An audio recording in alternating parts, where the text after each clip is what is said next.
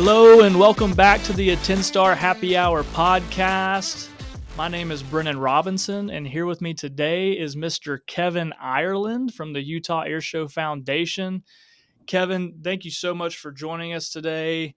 We're going to start doing something a little new with our podcast where you can actually email us or call us and leave us a voicemail if you call, and with any questions. And on that next episode we release, we will be sure to answer those questions. So feel free to reach out either by calling us or emailing us, and we'll be happy to answer those questions.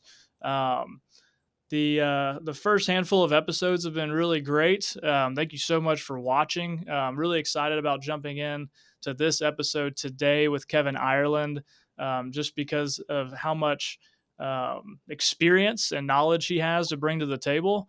So Kevin, why don't you go ahead and just start off by introducing yourself, really, and telling us a little bit about your background and explain exactly what you do to help air shows succeed. Yeah, welcome everybody. I hope you're enjoying the podcast today. We're going to talk a lot about air shows and how to put those together, and primarily focus on the military side of the fence, which is what I work mostly on. I've been doing air shows and assisting with the air shows primarily at Hill Air Force Base for the last 25 years. Started as a volunteer, and then several years ago, we decided to go 501c3 and create the foundation. And what we do primarily is we raise funds through sponsors to help fund the air show at Hill Air Force Base. And we do that through contracting. We do that through hiring the performers, fencing, porta potties, all the logistical pieces of an air show we get involved with in partnership with the base. It's been a really good relationship. And we've then carried that over in helping other military bases around the country do the same thing. That's amazing. That's cool. Yeah. And, I think one thing that you do to really help out air shows is just the planning aspect and kicking that off really early. You really can't start planning early enough for air shows, in my opinion. Yeah, no question. It's such an important aspect. And unfortunately, with military bases, um, they don't have the timing or the time to prepare because they change people out every 2 years. So by the time you have a new major or a new lieutenant colonel come on to base and the commander says, hey, by the way, you're running the air show, they've got maybe 12 months to throw something together. Where, here at my home base at Hill, we've already started planning for 2026. We've already had our first meeting, and we're almost 2 years out still. So to me, the optimal time is really 18 months. That's what it really takes to put on a premier air show that gives you time to do your contracting work, your logistical layout, and really get a team put together that can make that happen. So, and that's just so important. Can you do one in shorter time? Absolutely. I've done them in 9 months, but it's 24/7 and it is a lot of work. If you can pre-plan 18 months out and really get a team put together, life is much easier when you're putting on an air show. So 18 months, is that the magic number, you'd say? 18 I think months? so, because that allows you to decide what your show is going to be, what your budget is, and based on that budget, you can then determine how many performers you want, what military assets you're requesting, and then when you go to ICAST, which is the International Council of Air Show Convention in December, you've pretty much got a list of where you want to head. You've got a game plan. So many times people show up and they find out a month before they go to ICAST that they're running an air show. They don't know who to talk to. They don't know how many people they need. They really don't really know what their budget is even going to be. And that's such a detriment. You really have to know what those numbers are so that you can calculate, are you going to have a 2 hour show or a 4 hour show? Yeah. Yeah, absolutely. And, you know, with you jumping in early in the game, helping at air shows, not only at Hill, but other shows as well, kind of in this consultant role, I think that it's very, very valuable because one thing that we see, and as you mentioned a little earlier, um, you know, a lot of times this is the first time someone is the air show director for this year's show, or this is their first time ever putting on an air show, and there was someone before them who put on the previous show, and I don't want to really call it like turnover, but it's just a role that changes, and that leadership changes, and so I think it's really cool what you do because. And part of the reason why we do this podcast is just to be a resource for everyone, and help put on an event and put on a successful event, and understanding what a successful event like even looks like. Right. And let's remember, military members have a job, a daily job. The air show is an additional job on top of what they do every day. So not only are they trying to continually do what they're supposed to be doing, whatever their career field may be, but now they've got this additional responsibility to put on this massive event that's free to the public and make it safe, make it enjoyable, and do all the things that need to be done. And that's where I step in and say, look, here's a great list of things we need to accomplish. And in this order is how we need to make that happen. And that's where I have really been able to help some military bases out there because they don't know where to head. They don't know what the first thing is to do. They don't know where to even start. And nor should they, because that's not their job. So I try to step in and help in those regards and give them some guidance and say, let's do this. Let's look at what the budget is. And then we just start checking lines off. And the hard part is you have logistics within putting together air shows that don't change from site to site. You still have to buy safety fencing. You still have to do porta potties. You still have to come up with a traffic plan. You still have to lay out a lot of different aspects of the show, regardless of if it's an hour long or 6 hours long, regardless if it's 1 day or 2 days. There's still that hard fixed cost by the time you put everything together. And that's what I try to help people work through. And in episode one, we talked to Greg Courier from Naval Air Station Oceana, and we talked a little bit about funding a military show and what that looks like, where the funding comes from, talking about the difference between non-appropriated and appropriated funds. Talked a lot about sponsors. And Kevin, we won't get into really the weeds here, but what is the first thing that military air shows should do when it comes to planning an air show? What's the first thing? Well, I think the very first thing they need to do is sit down and look at what is the budget? What is the base able to spend in that regard? Is it 500,000? Is it 750,000?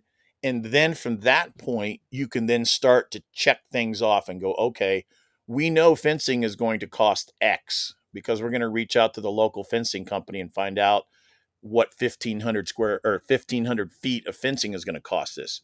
And then you have to look at tenting and your porta potty companies and start getting some numbers. And then you can start dividing the piece of pie up, if you will, into all those different aspects of expense. Because, as I said, regardless if it's an hour long or 6 hours long, you still have to have all those assets.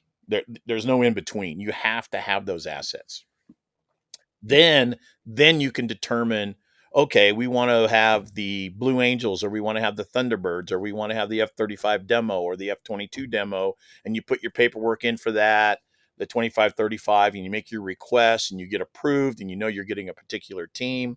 Then from there, you can factor in, okay, we want 2 flip-floppers and we want to bring in a P-51 pilot and we want an A-10 or whatever the case may be. And you just start laying it out. And it's a living document that you have to live within and try to stay within that budget. Where we come in as a foundation, it's a little different from other communities. We subsidize all those expenses and we do a lot of the contracting work so the base doesn't have to. And we do it through an MOU and we have a partnership, and it's worked really, really well over the years. That's so cool. um, and while all this is happening, it's really important for us to always keep in mind what is the purpose of putting on an air show. Yeah, that for the military, the number one goal truly is recruiting. That's the reason air shows are done. It's to bring the public in to say, first and foremost, here's what happens inside the fence. This is what we do. This is our job. So here's how we load bombs. This is how we fix engines. This is how we fly airplanes. But what it's really about is inspiring that 6 or 7 or 8-year-old young boy or young girl to say, "Wow, I wanna do that." And I'll tell you, if you talk to military pilots, probably 80% would tell you that they got inspired by going to the air show with their dad or their grandfather, and they saw the airplanes flying and what was going on. They said, "Man, I wanna do that someday." So it's extremely important for the military for recruiting purposes, and that's really why we do air shows.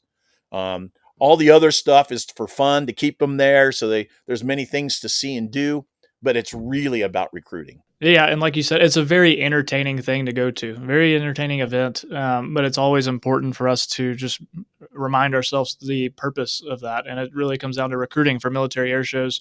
And in regard to PR, in regard to that purpose of recruiting, how important is PR in that regard? And how should we approach public relations for a military air show? Well, from a military standpoint, I mean, that is the basis of what really educates people about what you do each and every day, and then come and let us show you how it works and what we look like. PR is so important in getting that message out to say, A, it's free to the public, but more importantly, about educating the public about what they do on at that particular base, whether it's at Luke or whether it's at Robbins or uh, San Antonio, wherever the case may be, Dayton. They all have different pieces of the puzzle that they work on from that particular military installation, and it's important that the community at large gets to come in and see what that is. Because they're your next door neighbors. They may live next door, but you don't really know what they do. You just see them leave every day. So this is that opportunity, and that's what PR does. It really helps educate the community about your neighbors and your military friends and families that go out and do their job each and every day. That's what it really started out to be. They used to call it an open house. They've kind of dropped that name, and now it's primarily just an air show with a lot of fun stuff going on. Part of that too is, and part of the PR piece is, a lot of bases now incorporate STEM, and we bring in companies that educate kids about how important science and technology and engineering and mathematics is, not just for aircraft work, not just to work on engines, but it's across the board for many, many, many different things, and it's so important. And I know at Hill and at other bases I've worked with, we really try to push that message out also to young men and women, and steer them in that direction to go into STEM. Uh, and we do that through our PR programs. And on the topic of, the Utah Air Show Foundation and your assistance in air shows and military shows, and what other organizations may be interested in supporting an air show that you typically maybe wouldn't think about? Sure. Well, certainly your Chamber of Commerces are going to be a big player. That's what they're about. It's a great resource. And if you don't have somebody like myself with a foundation that supports the show, those are the folks you want to reach out to. Also, your Convention and Visitors Bureau. They're in the business of bringing people into the community. So when you rent those hotel rooms for your pilots, that directly goes as a check mark for them to check up, hey, I rented X amount of rooms. So they're really eager to want to help. And I would even tell people to reach out to the state that they're in. A lot of times you can get support from the state visitors bureau, and possibly even some additional funding. Every state's a little different, but if you get creative, there's a lot of people you can reach out to for help. Certainly aviation companies, the big boys like Boeing or Lockheed, BAE, Northrop Grumman, they're all eager to support. And so typically through FSS at most of your military bases, they can reach out to those companies and get some support for the shows. So there's a lot of resources out there. It's just knowing who to go to and how to go about doing that. Yeah, yeah, and on the funding side of things, and really trickling into advertisement, whether it's traditional or digital advertisement, whether traditional meaning radio, TV, billboard, digital meaning Facebook advertising, Google advertisement. Um, What do you typically see and recommend as far as a marketing budget for military air shows? We have a very large show here, a few 100,000 folks over 2 days. We primarily do um, websites. I have a website for the foundation where I share information about the show and different aspects, as does the base, and that works really well. And then we purchase a package from our local NBC affiliate, and we do TV and radio with them usually 2 to 3 weeks prior, and that's really all we do.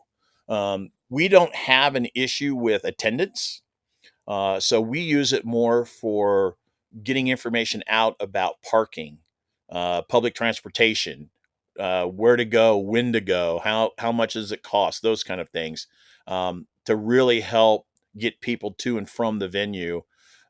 Because certainly when you have that many people, you can't park everybody on base. And we're very fortunate in Utah. We have light rail that runs uh, almost north to south of the entire state, so we people can get on from multiple locations and get dropped off within a couple miles of the base, and then we bus them right onto the base. So um, we're very fortunate in that regard. But there's a lot of communities that have opportunities. Luke, I know, they bus people in. They park them outside of the base, and they bus folks in. I know Nellis Air Force Base, they park at the raceway, and they bus folks into the show. So there's ways to make it work for folks depending on the size of your crowds. But really, it's about usually utilizing the marketing budget in a way to get the right information out to the people. And maybe you do need to entice people to come, and you can certainly use it for that. But I don't foresee the marketing budget having to be very large at all. Uh, for most shows, 5 to 10,000 pretty much takes care of it. Uh, if you have a good relationship with a local national affiliate, NBC, CBS, ABC, any of those. Yeah, yeah, and if you struggle as far as attendance goes for your air show, maybe you are looking at a higher number that you would be interested in spending on digital advertisement. Maybe it's 15 to 20,000.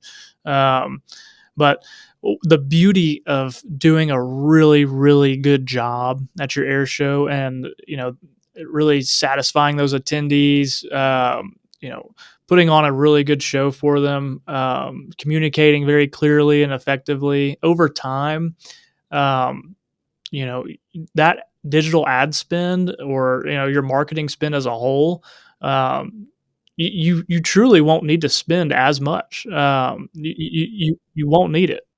Many years ago, early on, we used to do billboards, and they're expensive. And I think they were effective early on, but uh, you reach many more people through your websites, through Facebook. There's many other ways to reach them, which is free too. Uh, as long as you have somebody that can monitor those for you or write those up for you, very effective. Yeah, and one medium that AttendStar we really capitalized on, working with, um, Warriors over the Wasatch Air Show this year, was email marketing, and that was a great tool, that we use for communicating with attendees. Like you said, Kevin. As far as the communication side goes, utilizing radio, to communicate different messages with attendees, maybe on parking information, maybe it's permanent prohibited items, show times, things like this, and delivering that information to your attendees directly via email works exceptionally well. Email is by no means dead. It works so well. It's very impactful. Um, when you're sending emails directly to attendees, AttendStar, we've found that your open rate on those emails to your attendees is going to be upwards of 75 to 85% on average, which is awesome. And people open their email. They still do. Like I said, email is not dead. And it's also a great promotional tool as well. So year after year, you're building up an attendee list. You have your, say, 2021 list of attendees. You have all of their email. So you've got your 2023 list, and maybe you're going into 2025 for another air show, and you've got a couple of years worth of emails built up, and you've got a good list. Really utilize that list for promoting the air show, as well as just informing the public about the air show, delivering those important messages like know before you go items, important parking information, things like this. And it's really important too for military shows specifically, when obviously the show is free to attend, and you're not going to, um, obviously in a lot of cases you're selling premium seating for the air show. And but that doesn't mean that just because someone hasn't obviously purchased a premium seating ticket, they're not attending the air show. They could be attending for free. So it's important to really just use that, lean on that email list throughout your marketing efforts, to continue sending those messages out to everyone. Yeah, no question. Collective data, especially in that regard, is essential. And it's so helpful, especially if you are offering VIP type seating and ticketing at your show, because those people that have purchased in the past um, are the folks that are probably going to purchase again for the most part. So it's really important to keep them up to date with what's going on. You can send them notices that, hey, tickets are going on sale in a month, yada, yada, yada. And it really helps solidify those sales. I mean, we sold out 2 months before the show, everything we had. And we had almost doubled some of the areas that we had from the 2022 show. And we still sold out way early. We were shocked at how fast we sold out. Yeah, yeah, and on that topic, with the Warriors of the Wasatch Air Show this year, 2024, based off of your initial promotional strategy, how was it a little different this time of year, this time around in 2024? Yeah, one of the bigger issues we had in 22, as do a lot of air shows, and we talked about it earlier, is traffic, how the traffic flow goes and how you manage that. And we missed the mark in 22. So that was one of our number one priorities this go around. So we worked with Utah Department of Transportation and Utah Transit Authority, and really came up with a game plan and laid out a mapping system so we knew exactly how all that was going to flow. We designated one gate at the base for that specific thing and only allowed buses in and out of that particular gate. And in doing so, people got in and out quicker. Uh, they enjoyed it because it was fast, and we didn't have backup of traffic on the freeway. And so it was a huge success for us. And so that's one of the big things we brought from 22, because 22 was, I don't want to say a disaster, but it was certainly not as convenient as it could have been. Um, and so, we really pushed that message out prior to the show to say, hey, here's the new mapping. Here's where you want to go. This is what you want to do. And it worked out really, really well. So, that's the other thing I think is really important to share with people is have a continuity book. Have a continuity book you can pass on to somebody, or at least have somebody that keeps that information at hand so that you don't go back and make the same mistake 2 years later, 3 years later. You know what works and what doesn't work, and you can improve on that as you go forward in the future. Yeah, yeah, and we love that. Just continuous improvement in every way we can. And one, cool way to learn on the attendees' behalf ways you can improve, that maybe at the show, as event managers, as an air show director, maybe was unnoticed, or looking at those attendee post event survey results. Send a survey to your attendees, everyone that went to the show. Maybe put up QR codes as when the show's over, so that attendees, as they're exiting the air show, they can pull up that survey and fill it out, if they have any comments, feedback, suggestions. And one thing that we've noticed, that's really interesting about the post event surveys is that if you give attendees an outlet, right, to communicate effectively with you directly through a post-event survey specifically for your event, um, the great thing is they're less likely to go on Facebook, and complain about the air show. And um, but it's really important to act on those survey results, and kind of get a breakdown of, hey, these are all the complaints, categorize them, and really learn, okay, from the attendees' perspective, how can we improve for our next air show? Right.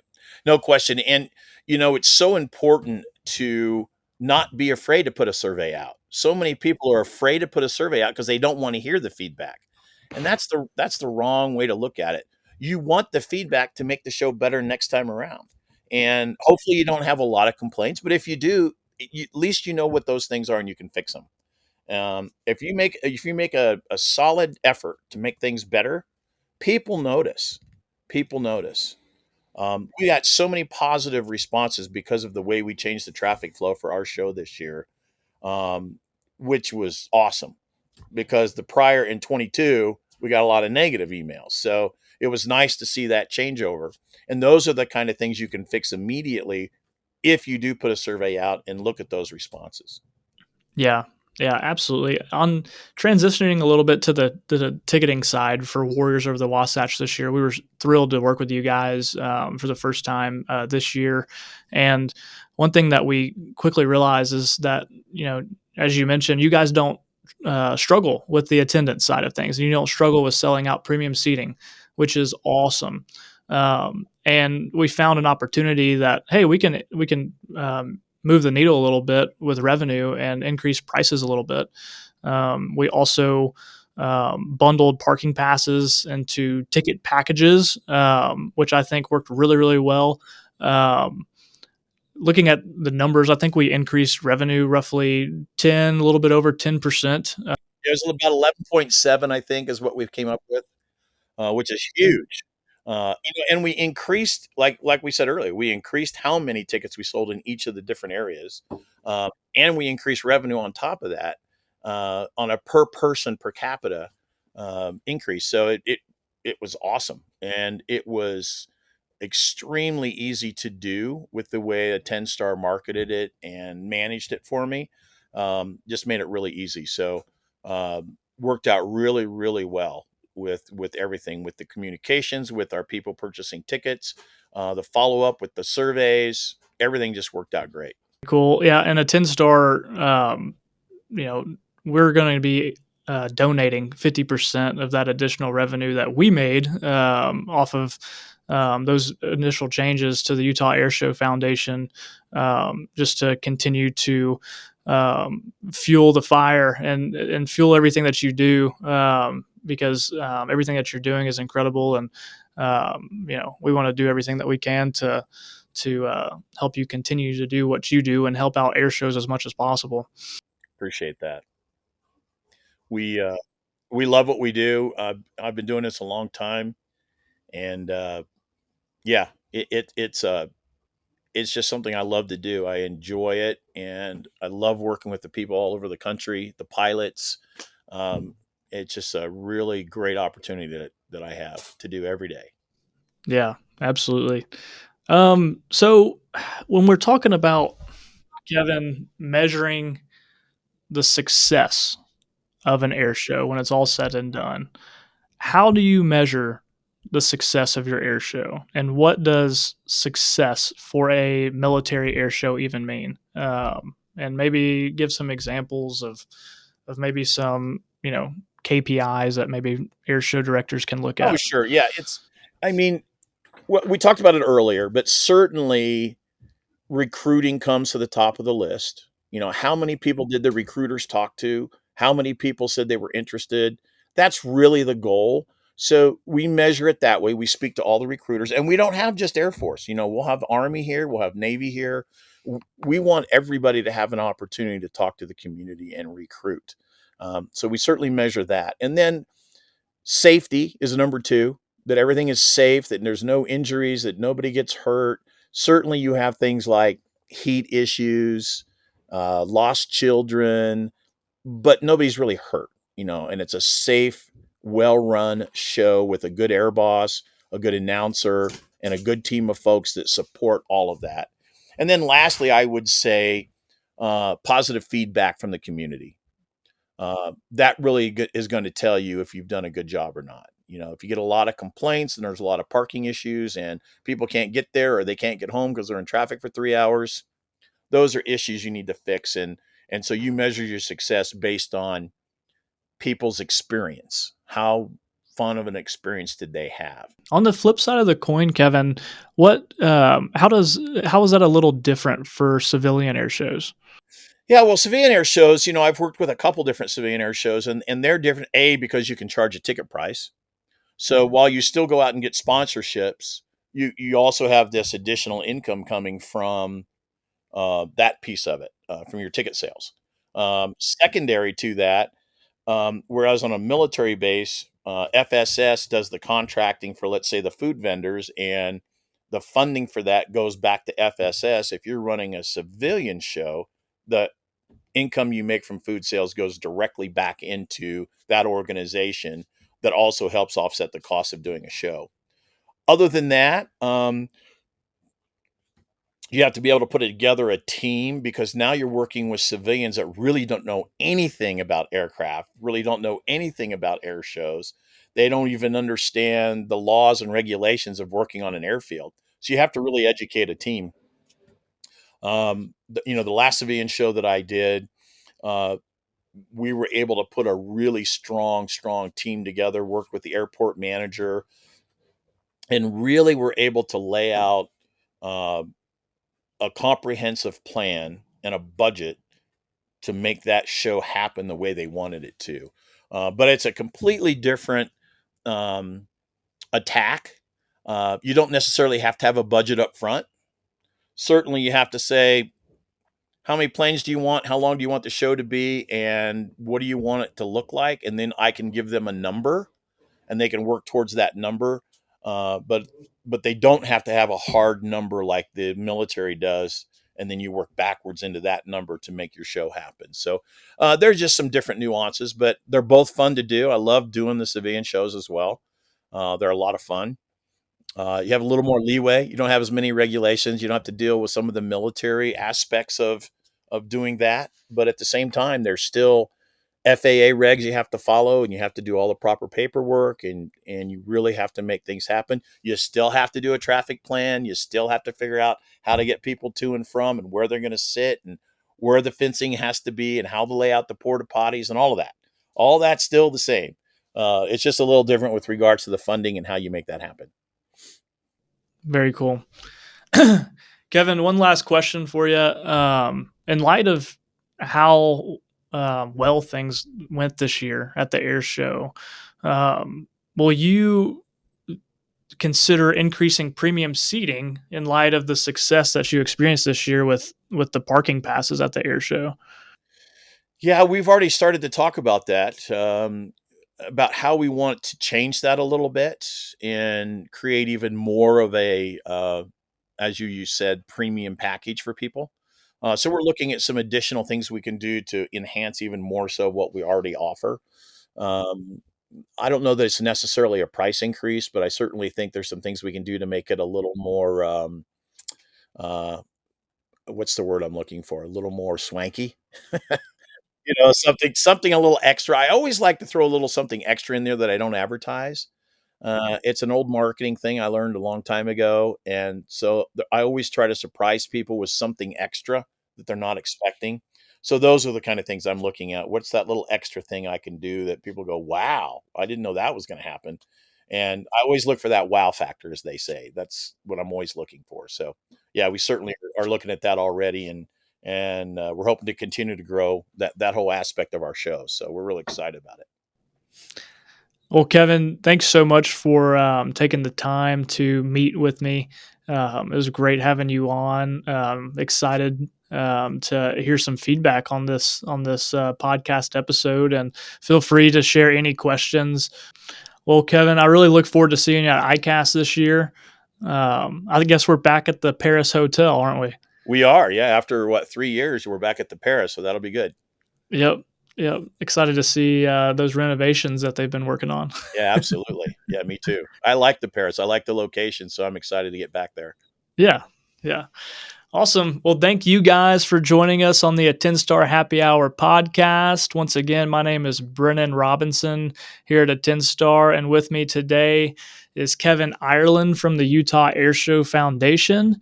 And again, please don't hesitate to reach out with any questions that you have. Reach out to Kevin if you'd like to schedule a time with Kevin to talk about your air show and perhaps even some ways that he can help plan your air show with you. That would be awesome. Really encourage it. Kevin is a very valuable resource. And yeah, that's a wrap for this episode. Enjoy the rest of your evening, and we'll see you on the next episode.